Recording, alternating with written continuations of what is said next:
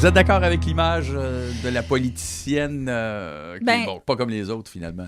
Là? En fait, je dirais simplement que moi, je me suis fait une promesse quand je suis venue en politique, c'était vraiment de rester moi-même. Donc, fidèle à qui je suis, à mes valeurs. Et une des raisons pour lesquelles je suis venue, c'est notamment pour un peu changer le moule politique, parce que je trouve que cette espèce d'image de langue de bois, de réponse toute faite, c'est quelque chose qui entretient le cynisme de la population à l'égard de la politique. Donc, c'est sûr que je pense que c'est quelque chose qu'on doit combattre. Puis ça commence par soi, ça commence par faire le pari qu'on est capable de rester soi-même, même si on est en politique, puis même si des fois c'est difficile. Je pense qu'il faut toujours être honnête avec soi, avec ce en quoi on croit, savoir pourquoi on se lève le matin. Ça fait comme un double mandat. Déjà, la politique, c'est lourd et exigeant. Et en plus, il faut changer la politique. C'est toute une responsabilité. Moi, je suis pas venue en politique pour me tourner les pouces. Je suis vraiment venue en politique parce qu'il y avait des combats que je voulais mener, très clairement. Donc, j'en ai mené quelques-uns. Il m'en reste à mener. Mais à travers les combats que je mène sur le fond des choses, c'est sûr que j'essaie aussi que la politique soit faite de manière à rapprocher les gens de leurs élus, rapprocher les gens de la sphère politique. Donc, c'est beaucoup ça qui m'anime aussi. Créer de moins de distance entre le pouvoir et ce qui se passe dans la vraie vie. C'est finalement. Ça, que les gens aient le sentiment qu'ils ont pris sur le politique, qu'ils sont impliqués dans les décisions, qu'on les écoute, qu'on écoute leurs idées puis leurs points de vue. Ça, c'est la politique. Ça, c'est le boulot. Dans une vie à l'heure, on va aller un petit peu plus loin. On va essayer de connaître Véronique Yvon, la Véronique Yvon qui n'est pas toujours une politicienne. J'imagine qu'elle n'est pas députée dans sa maison. Il faut qu'elle négocie le pouvoir de façon différente. On va commencer par le début. Uh-huh. Est-ce que Véronique Yvon, c'est une fille de Lanaudière? Parce qu'une vie à l'heure, c'est une vie à l'heure des gens d'ici. Oui, totalement. Moi, je suis née... Une de souche de Lanaudière. Je suis une de souche. Je suis née à Joliette. Donc, quand je suis née, on habitait dans une maison coin Saint-Louis et Saint-Barthélemy. Oh, ça, c'est très centre-ville. Exact, juste de l'autre côté de la rue de maintenant la maison Marie-Clotilde. Oui, voilà. Et je suis née donc à l'hôpital Saint-Eusèbe, qui est maintenant le CHSLD. À l'époque, bien sûr, c'était l'hôpital Saint-Eusèbe. Donc, oui, je suis 100% native de Joliette, avec mes parents qui sont, eux, natifs de Saint-Félix-de-Valois et Joliette. Donc, il y a eu une migration de Saint-Félix vers Joliette. Exact. Ça reste assez local. Tout à fait. Comme jeune couple, ils sont venus s'établir à Joliette. OK. Exact. Et souvent, les enfants disent auriez-vous aimé la grande ville? Bien, en fait, moi, j'ai été vraiment un mélange. Je suis un produit mixte parce que dans mon enfance, mon père nous a déménagé à Québec parce qu'il est allé travailler à Québec. Donc, quand j'étais petite, on a déménagé à Québec. On revenait beaucoup ici parce qu'on avait un chalet dans le coin, parce que toute ma famille est dans la région de Joliette, la Naudière. Alors, j'ai toujours eu mes racines ici, mais j'ai vécu une grande partie de ma vie à Québec. Ensuite, j'ai étudié... C'est un signe. Oui, exact, ça me prédestinait. J'ai étudié ensuite à Montréal et à Londres, en Angleterre. Donc, on va y revenir aux études. Ouais. On va y revenir aux études parce que... C'est ce qui fait que j'ai vécu, donc, Joliette puis Québec. Je suis comme vraiment mixte. Une belle enfance. Ça a bien été le déracinement de partir de Joliette vers Québec. Non, j'étais encore petite, donc c'était correct. Mes sœurs étaient un peu plus vieilles. Eux, ça a été un petit peu plus costaud. Frères et sœurs, grosse famille chez vous? J'ai 2 grandes sœurs. 2 grandes sœurs. Oui. Donc, le bébé qu'on a dorloté, qui était... 3 filles, oui. Les autres qui ont défriché le chemin avant. Oui, c'est ça. Ça fait quel genre d'ado, ça? Une Véronique Yvon? J'étais une ado... Rebelle. Non. Vous êtes surpris, hein? Oui, ça y est. C'est ça. Non, je n'étais pas la plus rebelle, mais j'étais beaucoup dans les questionnements existentiels. C'était beaucoup de questionnements à l'adolescence, mais pas dans la rébellion. Plus dans l'intériorité. Donc, c'est le sens de la vie. Le journal intime de Véronique Yvon doit être très, très épais. Exact. C'est quoi le sens de la vie? Pourquoi on est sur Terre? Où on s'en va? Donc, beaucoup de questionnements comme ça. Mais ça ne s'est pas traduit par une grande révolte. Là. J'étais une bonne élève. J'étais quand même assez sage. Une résistance passive au plus. Oui. C'était plus des questionnements intérieurs qu'extérieurs. Bon. Mais on découvre quelque chose à l'adolescence au niveau musical. C'est nos premiers pas. Hein? Nous, une station de radio, c'est très important. Là, on est à l'affût de... Oui. Et Véronique Yvon, C'est les premiers coups de cœur, les chansons de son adolescence? Parce que plus tard, on va parler des chansons que vous écoutez aujourd'hui. Oui. Plein de choses. En fait, moi, j'ai grandi vraiment dans une famille qui avait un amour profond pour la chanson française et québécoise.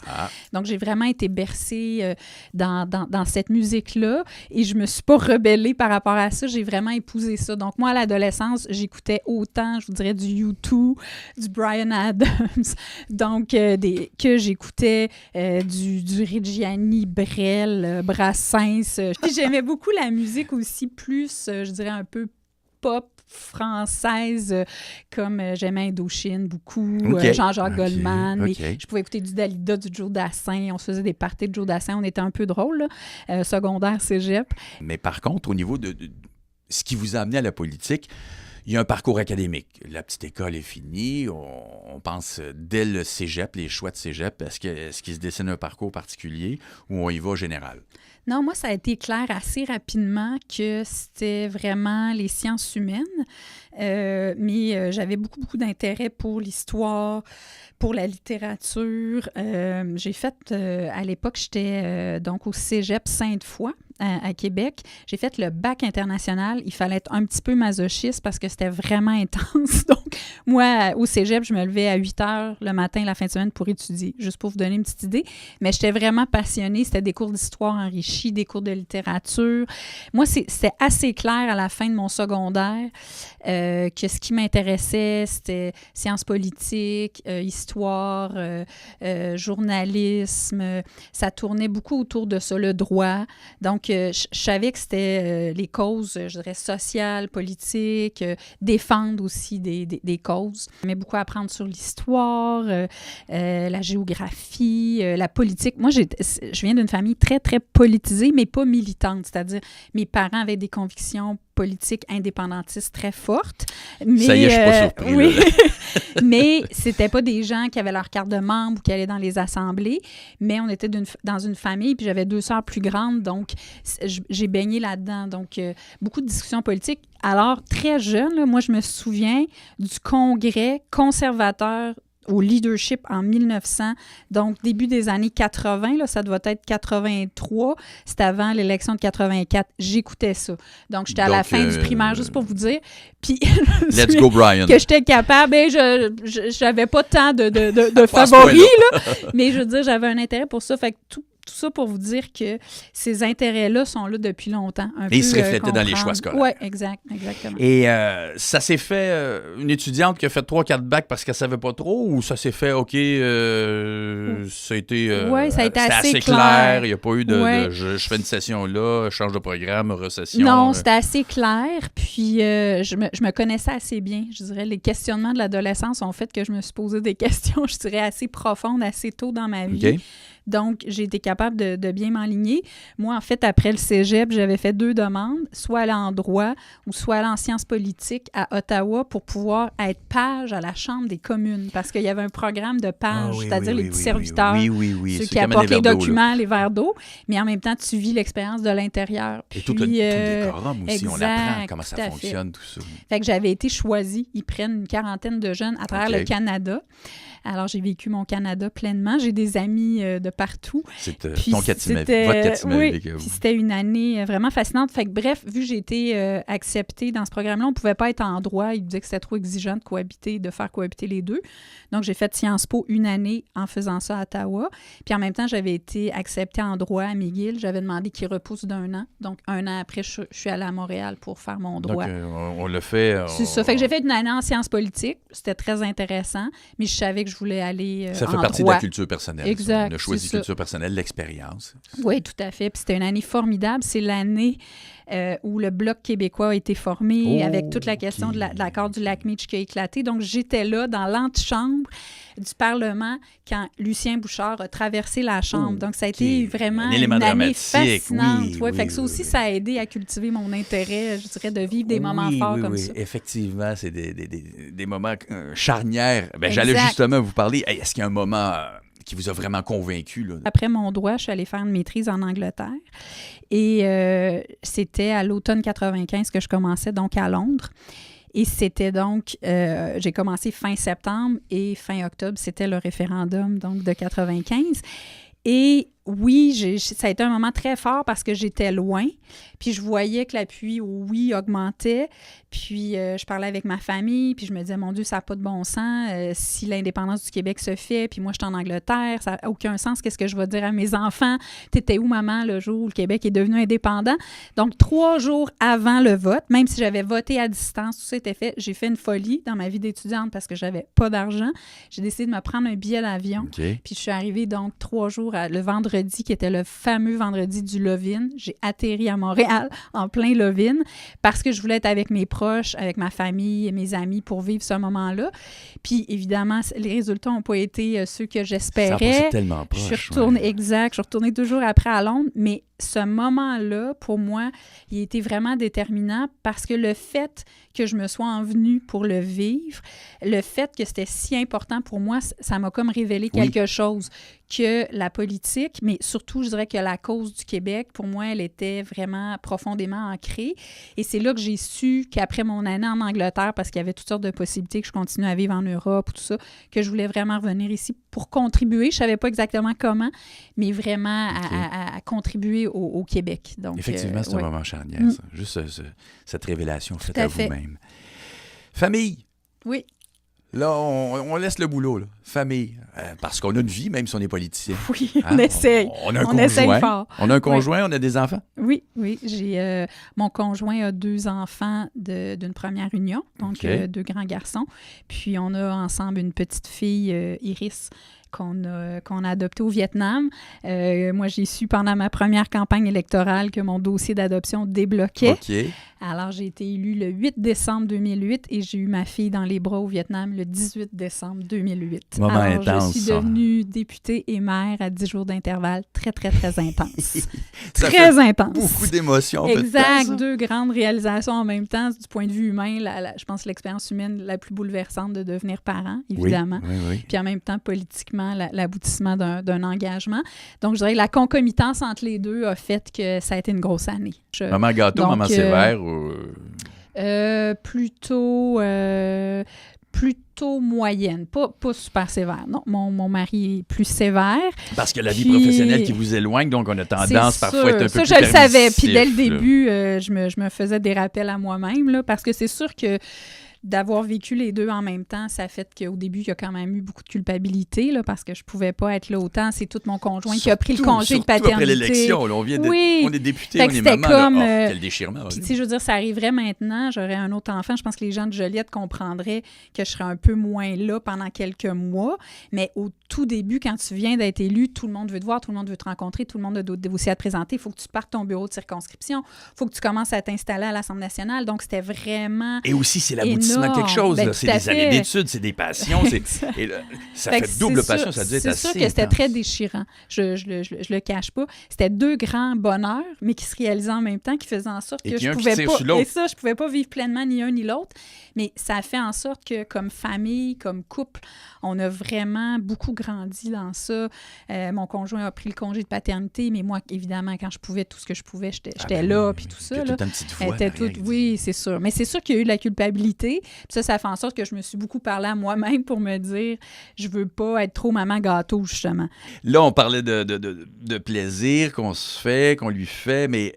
Véronique Yvon, est-ce qu'elle se fait... C'est quoi ses petits plaisirs à elle, là, qui ne fait pas plaisir à personne, vos petits plaisirs cachés? Moi, ce que j'adore, c'est aller au cinéma, là. Vraiment. Puis c'est pour ça votre bureau. Oui, mon bureau est à côté. Je réussis très rarement, je vais vous dire.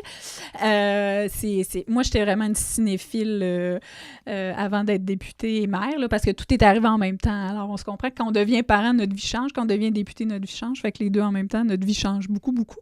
Mais j'étais vraiment une grande cinéphile. Donc, ça, pour moi, c'est un grand moment de bonheur, là. Par exemple, aller au cinéma toute seule un dimanche après-midi, un soir de semaine, c'est vraiment rarissime, mais c'est un très grand bonheur. Écouter en rafale une série télé, vraiment, là, comme Feu. Donc, l'hiver dernier, j'en avais entendu beaucoup parler. Je suis incapable, évidemment, à la semaine de suivre des séries. Donc, à un moment donné, une fin de semaine, là, je me suis tapé ça comme une adolescente là, jusqu'à 3-4 heures du matin.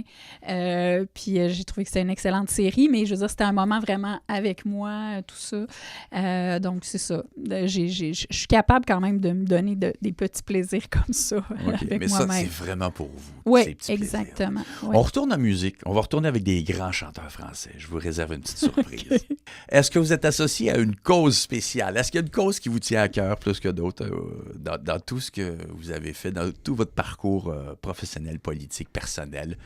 La cause qui fait respirer Véronique Yvon. Ben, c'est sûr que c'est l'indépendance du Québec. Donc, c'est celle-là au-dessus. C'est celle-là au-dessus des autres. Donc, il y en a plusieurs autres, mais la méga raison de mon engagement politique, c'est vraiment l'indépendance du Québec parce que pour moi, c'est vraiment d'aller au bout de soi, autant comme peuple, donc collectivement, qu'individuellement. Donc, c'est de pouvoir se réaliser pleinement, conformément à ce que nous sommes. Et j'ai cette conviction profonde-là qu'on serait beaucoup plus apte à nous développer à notre plein potentiel si on avait tous nos moyens pour y arriver, pour le faire. Puis j'ai aussi cette conviction profonde-là qu'on devrait avoir toute la confiance du monde pour y arriver parce qu'on est un peuple de résistants, de gens combatifs qui avons donc survécu, notre langue a survécu, notre culture à travers ces siècles-là dans cette mer anglophone d'Amérique du Nord. Alors pour moi, on a tout ce qu'il faut et donc j'ai envie de me battre pour convaincre les gens qu'on a ce potentiel-là, qu'on devrait avoir cette confiance-là d'aller au bout de nous-mêmes. Je vous écoute parler et vous avez contribué aussi au projet de loi sur l'aide à mourir et tout. On retrouve le même feu. Je vous regarde, je vous écoute en parler et je revois le même feu quand vous parliez de la réalisation de ce projet-là. C'est sûr que c'est un projet qui m'a accompagné. Oui, c'est une loi, mais c'est un projet. C'est quelque chose qui vous tenait à cœur. Parce que c'est plus qu'une loi. C'est un changement social profond. C'est drôle parce que juste avant de venir ici, je rencontrais un auteur, quelqu'un qui monte une pièce de théâtre sur ce thème-là, puis qui me demandait si j'accepterais d'aller faire une conversation sur ce sujet-là. C'est quelque chose qui habite toute la société, qui, je pense, suscite énormément de discussions. Puis moi, ce qui m'intéressait là-dedans, c'était évidemment l'enjeu en lui-même, parce que j'ai vu des gens souffrir en fin de vie, j'ai vu des gens qui auraient souhaité avoir cette possibilité-là. Je l'ai entendu combien de fois publiquement de gens qui ont pris le micro pour dire qu'ils estimaient que c'était l'ultime liberté puis que ça devrait être possible. Et donc, c'est sûr que quand je suis venue en politique, au-delà de la question de l'indépendance, je voulais aussi pouvoir donner une voix à des gens qui, des fois, n'en ont pas. Il y a des lobbies très organisés. On les voit économiquement, les gens d'affaires souvent, mais les personnes plus vulnérables ou les gens qui vivent des choses plus difficiles, des fois, on les entend moins, ou je dirais que ça résonne moins facilement dans l'enceinte politique. Alors, c'est sûr que pour moi, la cause, le fond des choses m'intéressait énormément. Je trouvais que c'était un enjeu de société majeur d'avoir cette ultime liberté-là. Véronique Yvon, on vous voit douce et raisonnable. Hein? On vous voit pas une personne agressive. Mais qu'est-ce qui vous fâche? Est-ce qu'il doit y avoir quelque chose qui vous fâche, qui vous fait changer de couleur? Bien, moi, ce qui me fâche beaucoup, c'est, je dirais, l'injustice. Donc, des fois, là, de voir des gens qui vont pas traiter deux personnes de la même manière parce qu'une vient d'un milieu peut-être moins favorisé ou elle s'exprime moins bien ou apporte des moins beaux vêtements. La condescendance. Oui, la condescendance, les préjugés, l'injustice, le snobisme, l'arrogance. Les égos démesurés. Les Anglais, encore là, ont une expression, le fameux bucket list, des trucs dans la vie qu'on s'est dit, hey, ça, il faut que je fasse ça, c'est sûr, là, avant de mourir, avant que je sois trop vieille, avant. Le fameux bucket list. On peut avoir réussi certains jalons, et il en reste peut-être. C'est ceux qui s'en viennent. Genre, je sais pas, on a toujours rêvé de sauter en parachute. Faut que je fasse ça une fois dans ma vie. Okay. Exemple. Moi, il n'y en a pas des tonnes parce que je dois dire que c'est assez fascinant. Je suis assez fidèle à mes idéaux de jeunesse. Donc, ben, il y a des choses dans le sens que j'aimerais ça, c'est sûr, un jour, aller en Afrique. Donner du temps en Afrique, par exemple. C'est quelque chose que j'aimerais. D'un point de vue plus terre-à-terre quotidien, j'aimerais devenir quelqu'un qui est capable de bien cuisiner. C'est une grande lacune dans ma vie. Je vais recevoir Yoann Duroy dans l'émission. Je lui refile votre nom. C'est bon, parce que j'ai pas beaucoup de temps dans ma vie et ma vie est très chargée. Et donc, je m'y suis jamais mis. C'est comme une résolution presque à chaque année, à chaque 1er janvier. Cette année, je vais cuisiner plus, je vais m'améliorer. À qui vous faites cette promesse-là? À moi-même. Okay. Mais mon mari cuisine mieux que moi. Puis on se débrouille bien comme ça. C'est ça. Après la politique, un jour, je pense que je vais sûrement être plus dans... C'est ça. Il y a des causes sociales qui me tiennent à cœur. Donc, les familles qui vivent avec un enfant handicapé, toute la cause de l'itinérance, les personnes qui sont marginalisées, qui sont un petit peu mis au banc de la société. Donc, ça, de faire une différence pour ça, j'aimerais ça. Puis, voyager, c'est sûr. Oui, voyager plus. Bien, on s'en va en musique et on revient pour un dernier bloc avec Véronique Yvon. On est aux questions à rafale, Véronique. 10 petites questions. On répond à ce qui nous vient à l'esprit. Et on débute avec le voyage. On parlait de voyage tantôt. Budget, temps illimité. Tu y vas avec qui tu veux. Où tu vas? Ben, je dirais en Asie, puis probablement... Un pays. Ben, on va dire Indonésie.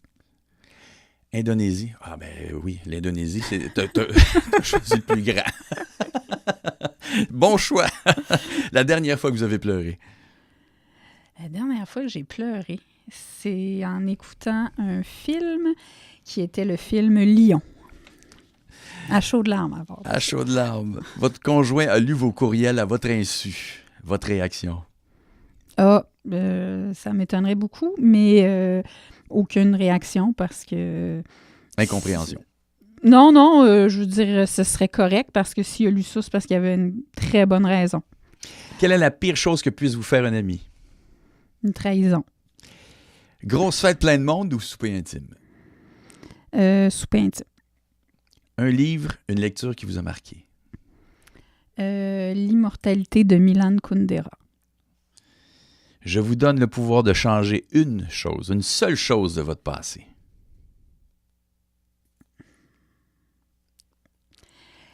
Wow, c'est une bonne... en général, j'accepte beaucoup les choses. Je dirais de ne pas être tombé malade pendant la course à la chefferie du Parti québécois. C'est assez récent. Oui, je vous ai donné ce pouvoir-là. Oui, bien, c'est bon. J'aurais pu aller au bout. Oui, ça, on n'ira pas dans cette direction-là. On va se garder pour une prochaine entrevue. Peut-être qu'il y aura épisode 2 d'une vie à l'heure. Vous vous écrasez un petit orteil sur le cadre de porte spontanément. Le premier mot articulé, c'est... Maudit. Maudit? Ouais, okay. Je sac pas. Non, OK, non. Voilà. J'ai toujours trouvé que ça soulageait pas plus de sacrer que de dire un autre mot. C'est drôle. Hein? Bon, ben, on pourrait en faire même un sujet de débat. Est-ce que sacré, ça soulage? C'est un grand débat que j'ai avec mon conjoint. Oui. Ah oui, OK. Oui. On en apprend sur votre conjoint. Votre dernier repas, qu'est-ce qu'on mange et avec qui? Mon dernier repas à vie? Oui, je vous donne le dernier repas. OK. Ben avec ma famille, mes amis, là, ça serait une grosse... Oui, ça serait une grosse bouffe. Puis ça serait un plat qu'on peut partager en commun, comme une paella ou quelque chose comme ça. Et la dernière question de cette rafale, vous passez 1 heure avec une personnalité célèbre, décédée ou vivante. Quelle est-elle? Ce serait avec René Lévesque. Parce que oui, j'ai pas eu la chance de le connaître. Et puis, on lui fait porter beaucoup de choses sur les épaules. J'aimerais connaître la vraie personne, oui. Et 1 heure, je gage que ça serait pas assez. Oui, j'essaierais d'extensionner ça. Bon, je vous en donne une autre. Véronique Yvon, on est tout près là, à la toute fin de l'émission d'Une vie à l'heure. Je vous remercie, évidemment, de votre participation. Et on parlait musique un peu plus tôt dans l'émission, la musique d'adolescence. On a évoqué certains titres. On a beaucoup écouté de grands français. Aujourd'hui, qu'est-ce qu'écoute Véronique? J'écoute beaucoup, encore une fois, de musique française et québécoise. Donc, ces temps-ci, j'écoute le dernier Daniel Bélanger, j'écoute Patrice Michaud, j'écoute du Yann Perrault, j'écoute Ariane Moffat, j'écoute aussi Charlotte Cardin. Donc, je suis beaucoup dans les Québécois ces temps-ci, mais il y a toujours, oui, des Français, des classiques qui sont là. Qui sont encore là. Exactement, exactement. Qui ne sont pas partis. Mais on va être plus actuel. Si on y va avec Yann Perrault, un gars du coin. Oui, ça serait J'aime les oiseaux.